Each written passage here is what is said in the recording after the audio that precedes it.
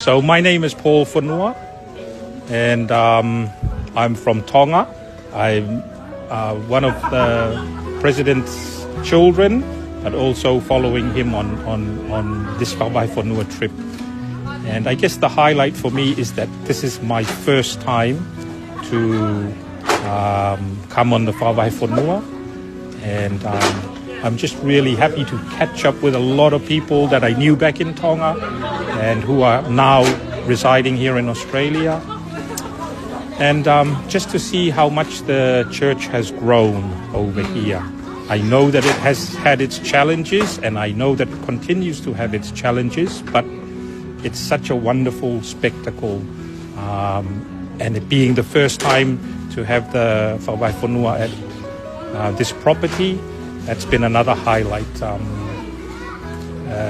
of this trip. So that's mainly it. Just happy to see everyone, that we're all working towards the same goals. And, we have a lot of respect for the elders, and we believe in Jesus Christ, and we all work towards that one goal.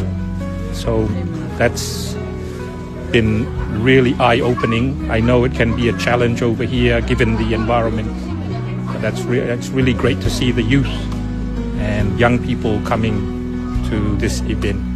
Malo Aupito. Malo Aupito. Did you enjoy the guide? Too much. There was just too much good food. Oh man, I had to try and pick my way through so that I could survive. Otherwise, I'd put on about 4 or 5 kilos before the end of the trip. Oh gosh, there's so much food, and it's wonderful to see ofai kakai. It's really, really nice. Really been an eye-opener. Thank you so much, Paula.